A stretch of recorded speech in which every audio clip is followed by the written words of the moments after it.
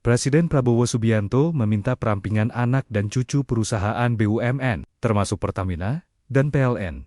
Langkah ini bertujuan mempercepat pengambilan keputusan, meningkatkan produktivitas, dan menjaga efisiensi BUMN. Pertamina juga melaporkan perkembangan program biodiesel 50 atau B50. Pemerintah akan mengoptimalkan program mandatori biodiesel B50 untuk menekan defisit neraca dagang di sektor migas. Selain memangkas ketergantungan impor minyak mentah, optimalisasi B50 juga untuk memperkuat ketahanan energi nasional. Pemerintah bakal mengoptimalkan penggunaan bahan bakar nabati seperti program mandatori biodiesel B50 untuk menekan ketergantungan impor energi nasional yang mengerek defisit neraca dagang dengan sektor non-migas. Optimalisasi mandatori biodiesel seperti B50 diproyeksikan mampu memangkas ketergantungan impor minyak mentah sekaligus memperkuat ketahanan energi nasional. Menko Bidang Perekonomian Airlangga Hartarto mengakui selama ini sektor migas memang terus mengalami defisit, namun akumulasi kinerja perdagangan nasional secara umum masih berada dalam tren positif antara sektor migas dan non-migas. Pak, energi kan sudah bertahun-tahun neracanya negatif. Nah ini kita akan dorong kan dengan adanya misalnya biodiesel itu akan kita turuni. Berdasarkan data BPS, neraca dagang kembali defisit pada Juni 2026, menyusul masih besarnya tekanan dari impor minyak dan hasil olahan migas sebesar 0,45 miliar dolar Amerika. Adapun defisit bersumber dari perdagangan migas yang tercatat minus 3,49 miliar dolar Amerika dan penyumbang terbesarnya berasal dari impor hasil minyak dan minyak mentah. Dari Jakarta, Tim Liputan IDX Channel. Bank Indonesia melaporkan posisi cadangan devisa pada akhir Juli 2025 mencapai 145,3 miliar dolar Amerika, turun tipis dari bulan sebelumnya. Posisi cadangan devisa Juli 2026 dipengaruhi oleh penerimaan pajak dan jasa, serta penerbitan global bond pemerintah. Bank Indonesia melaporkan posisi cadangan devisa pada akhir Juli 2025 mencapai 145,3 miliar dolar Amerika, turun tipis dari bulan sebelumnya yang mencapai 145,6 miliar dolar Amerika.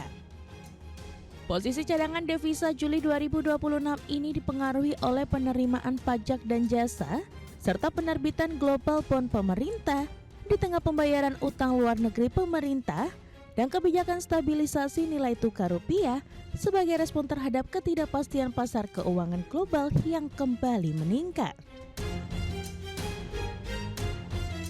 Kepala Departemen Komunikasi BI Ramdan Denny Prakoso mengungkapkan cadangan devisa tersebut mampu mendukung ketahanan sektor eksternal serta menjaga stabilitas makroekonomi dan sistem keuangan. Kedepan BI meyakini ketahanan sektor eksternal tetap baik didukung oleh posisi cadangan devisa yang memadai serta aliran masuk modal asing. Sejalan dengan persepsi positif investor terhadap prospek perekonomian nasional dan imbal hasil investasi yang tetap menarik. Selain itu, BI juga terus meningkatkan sinergi dengan pemerintah dalam memperkuat ketahanan eksternal guna menjaga stabilitas perekonomian untuk mendukung pertumbuhan ekonomi yang berkelanjutan. Dari Jakarta, Tim Liputan IDX Channel. Pemirsa, Menteri Koordinator Bidang Perekonomian Airlangga Hartarto yakin pertumbuhan ekonomi Indonesia di sepanjang tahun 2026 akan berada dalam posisi yang cukup positif.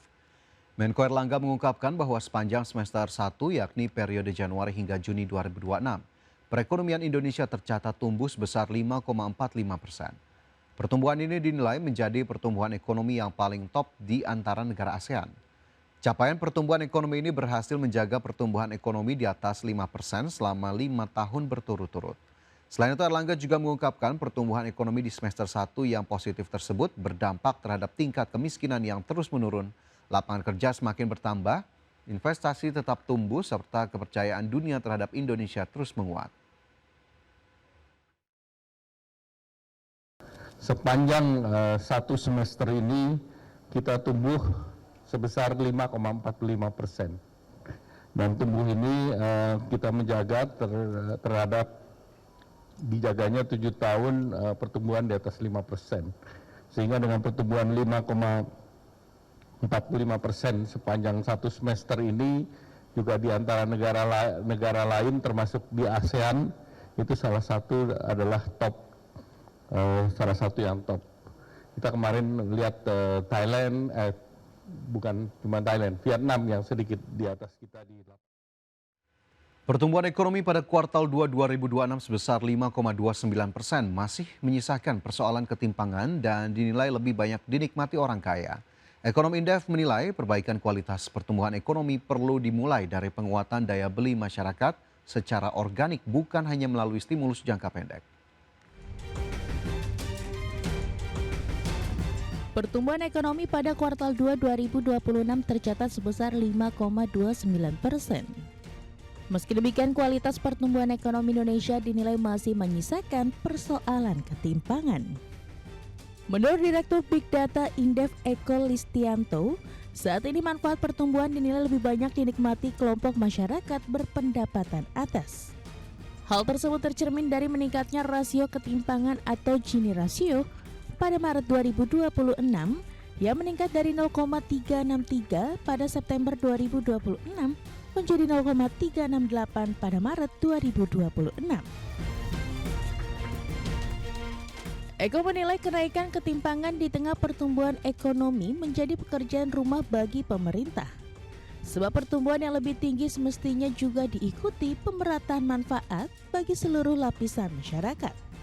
Eko menyebut perbaikan kualitas pertumbuhan ekonomi perlu dimulai dari penguatan daya beli masyarakat secara organik, bukan hanya melalui stimulus jangka pendek. Salah satu caranya dengan menciptakan lebih banyak lapangan kerja formal.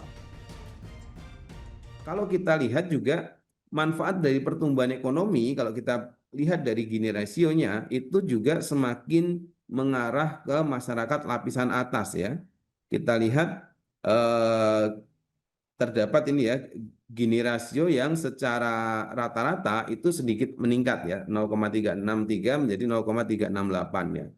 Ini tentu pertumbuhan kok naik ya, pertumbuhan naik, tapi kok ketimpangannya, Gini rasionya juga melebar begitu. Ini tentu harus dijawab oleh pemerintah ya, bagaimana kemudian bisa memformulakan sebuah peningkatan akselerasi pertumbuhan ekonomi yang tidak berkonsekuensi kepada hanya dinikmati oleh masyarakat lapisan atas begitu. Berdasarkan data Badan Pusat Statistik, Gini rasio nasional naik 0,363 pada September 2025 menjadi 0,368 pada Maret 2026. Di wilayah perkotaan Gini rasio meningkat dari 0,383 menjadi 0,387, sedangkan di pedesaan naik tipis dari 0,295 menjadi 0,296. Jakarta, Tim Liputan IDX Channel.